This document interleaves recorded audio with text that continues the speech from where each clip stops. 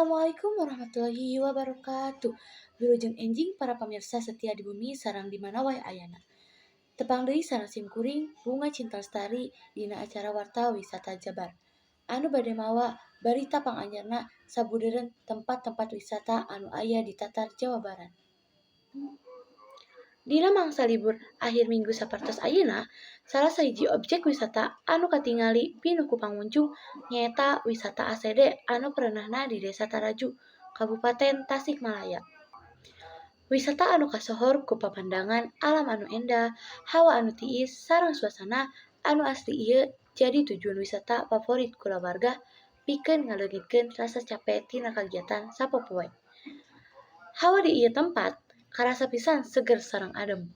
Janten seueur wisatawan anu datang pikeun ngareureuhkeun pikiran sareng nikmati kaendahan alamna. Wisata ACD sabenerna parantos aya ti zaman Belanda kira-kira tahun 1830-an salaku lapangan tenis. Nanging harita tempat ieu sanes dijadikeun tempat wisata sapertos ayeuna.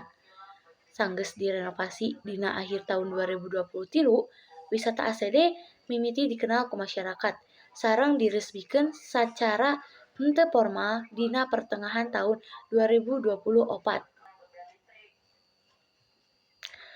Lokasi wisata ACD aya di kawasan perkebunan teh anu tiis sareng asri. Tepatna di Jalan Raya Barat Taraju Bojonggambir, Banyuasih, Kecamatan Taraju, Kabupaten Tasikmalaya, Jawa Barat. Kaayaan alamna anu hejo sareng hawa anu sejuk ngajadikeun pangunjung ngarasa betah cicing lila di tempat ieu. Ayeuna wisata ACD jadi beuki populer sabab seueur fasilitas anyar anu disayagikeun pikeun pangunjung. Lapangan tenis anu parantos diperbaiki, kolam terapi ikan, rumah ngeteh atanapi rumah pohon, kafe anu dikokolakeun ku koperasi, sareng tempat camping jadi daya tarik utama anu dipikaresep ku wisatawan. Salain ti eta, seueur oge tempat foto anu estetik sareng instagramable anu sering dijadikeun tempat swafoto ku pengunjung. Wisata ieu tiasa didatangan ku sagala kalangan, ti mimiti barudak rumaja, kulawarga, rombongan sakola, wisatawan umum, nepi ka komunitas camping sareng pecinta alam. Pikeun jam operasionalna, wisata ACD dibuka unggal poe Senen dugi ka Jumaah ti tabuh 8 dugi ka 8 wengi. Sedengkeun dina poe Sabtu sareng Minggu dibuka ti tabuh 7 dugi ka jam 8 wengi. Anu matak pikaresepen deui, pangunjung henteu kedah mayar tiket asup sapertos biasa. Wisatawan cukup meser produk teh asli di tempat eta kanggo tiasa asup ka kawasan wisata.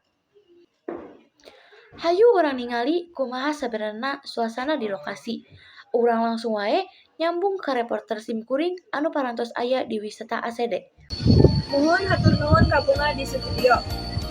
Wilujeng enjing pamirsa, simkuring Didi Febriani salaku reporter ayeuna aya langsung di kawasan wisata ACD Taraju, Tasikmalaya.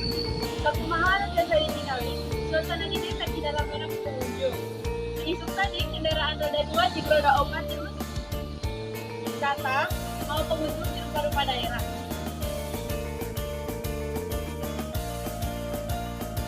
Wisata ACD memang miboga daya tarik anu luar biasa.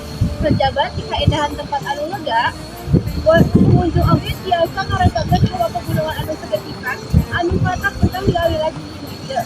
Simkuring parantos sareng salah seorang wisatawan anu nuju aya di lokasi. Konten teteh tiasa nyuwun penontonna. Tetehna di mana?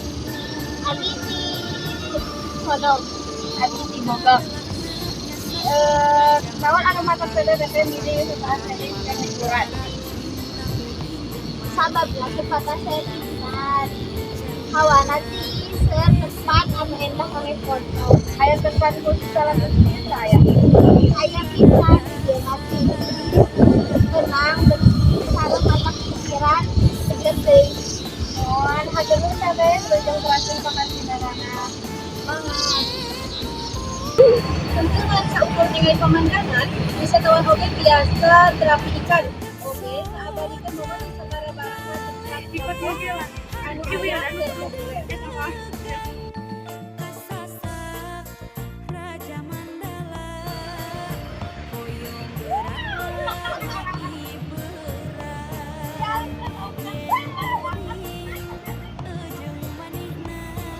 Para pamirsa, sakitu wae laporan abdi langsung ti objek wisata ACD nu kasohor ku kaendahan alamna. Anu masih asri turun nyegerkeun.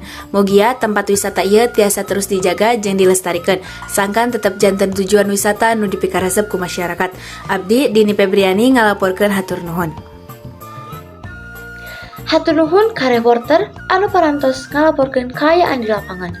Mudah-mudahan ku ayeuna tempat wisata anu endah sapertos kieu, urang sadaya tiasa langkung mika nyaah kana kaendahan alam sareng babarengan ngajagana sangkan tetap bersih tur asri.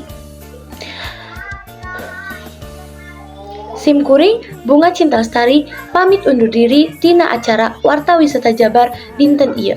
Hatur nuhun parantos nyaksian, mugi tiasa janten informasi sareng inspirasi kanggo pamirsa sadayana. Wassalamualaikum warahmatullahi wabarakatuh.